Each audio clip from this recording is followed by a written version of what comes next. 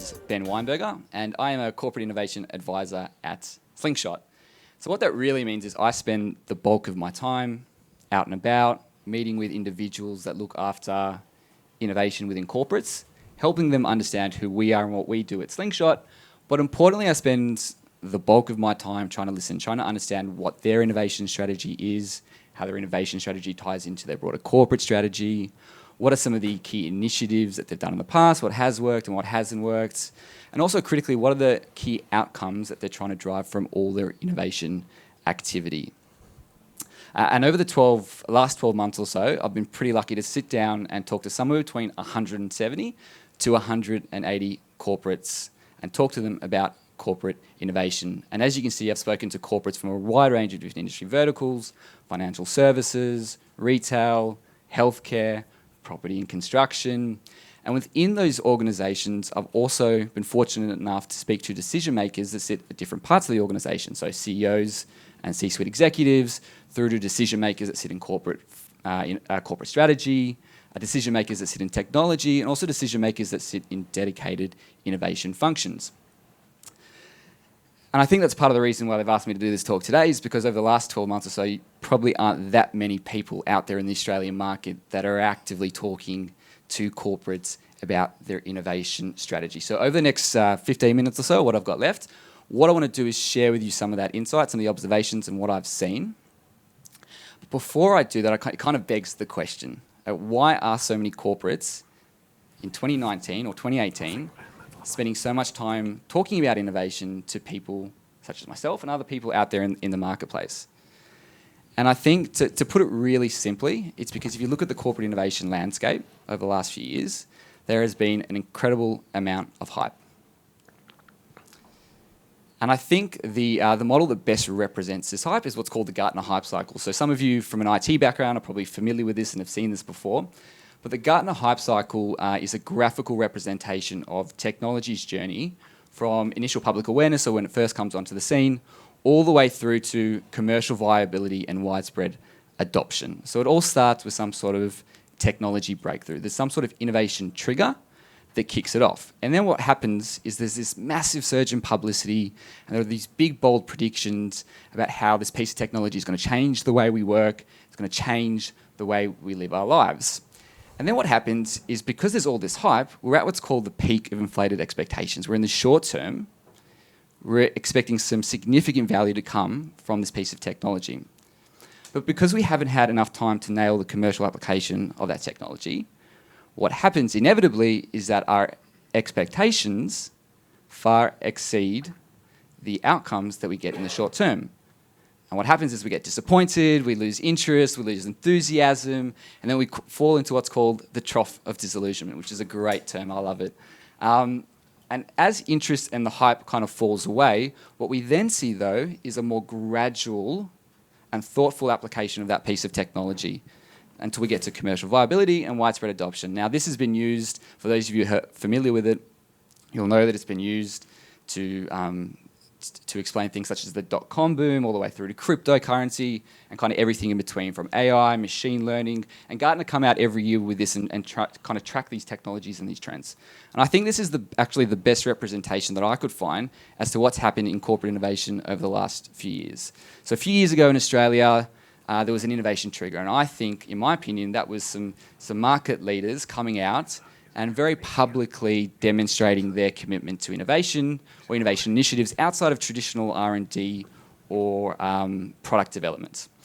And then what happened was this FOMO effect, and this FOMO effect is still here today, where corporates are incredibly competitive and they don't want to miss out. So what they do is they jump in head first, they start spending money on hackathons and pitch contests and sponsoring co-working spaces, which in and of themselves not wrong, but the problem is they probably weren't as thought through as what they should be.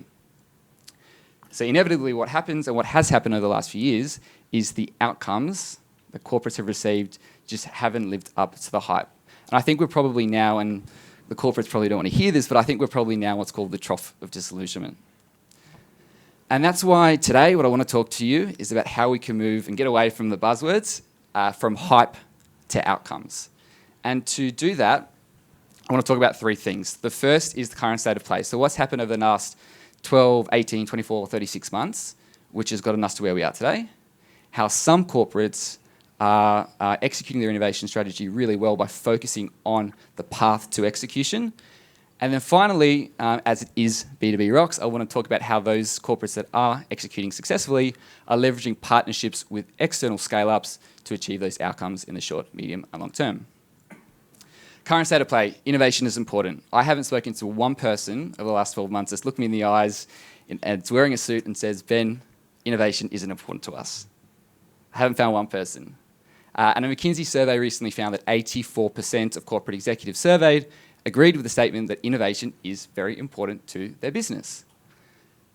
But, and there's always a but with these talks, only 6% of those corporate executives said that they were satisfied and happy with the outcomes that they'd received from all their innovation activity. Okay. Only 6%. And this comes at a time when we're spending more than ever on innovation.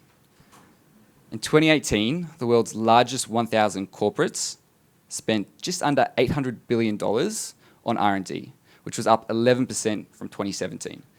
Now, we know that R&D and corporate innovation aren't necessarily the same thing, but an Accenture study found that in Australia, over the next 5 years, 1 in 5 Australian corporates are going to increase their spend on innovation by 50%, and 1 in 3 are going to increase their spend by at least 25%. And whilst we're spending more than ever, we've also got more options than ever, and the innovation landscape from a corporate's perspective is becoming increasingly more crowded and increasingly more difficult to navigate. It's an all too familiar conversation that I've had, where there's been a CEO or a board mandate that innovation is now really important and we need to develop a strategy and start kicking off initiatives. And they don't have someone naturally in the business that can own innovation. So they look to someone from corporate strategy, someone that sits in technology, or someone that sits in marketing and they say to that person, you are now responsible for innovation, go develop our strategy and go figure out the best way for us to execute on that. And if you're in that position, and these are generally the people that I'm meeting with, it's incredibly difficult, and I empathise with them. How do you make sense of all the options that you have out there in the marketplace? So the first thing you'll do is you'll do a market scan.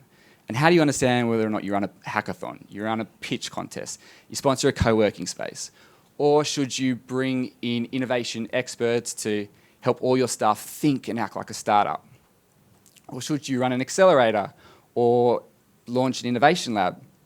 Or if you don't have that kind of budget, what you can do is you can take all your executives, take them to Israel, take them to Silicon Valley, and you can jumpstart this kind of innovation culture.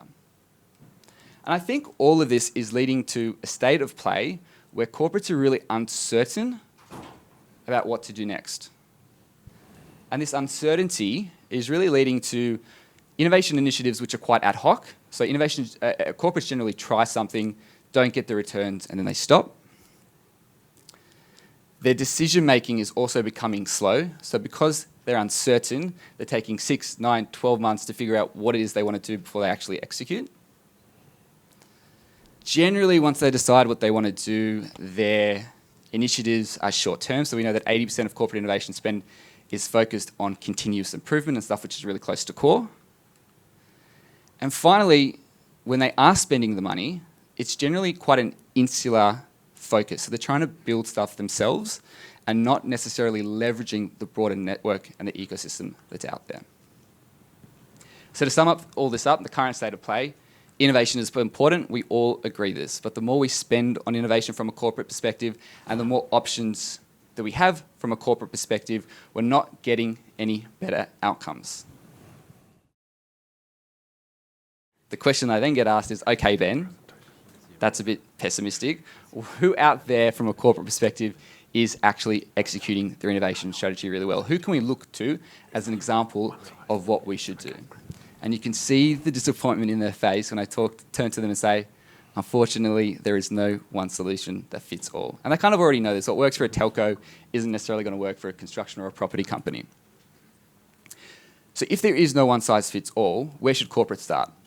They should start with aligning their corporate strategy to their innovation initiatives and the value that's going to create. Now, that sounds really simple. Aligning corporate strategy to what you're actually going to do. And most of you in this room are saying, okay, is that your great insight? But all the data suggests that whilst we conceptually understand this, practically corporates are really struggling to actually execute this. And a PwC Innovation Benchmark report in 2018, so only a year ago, found that out of 1,200 corporate executives that were surveyed with regards to innovation, said that 65% said that their biggest challenge was doing just this, aligning corporate strategy with their innovation initiatives and the stuff that they're doing on the ground.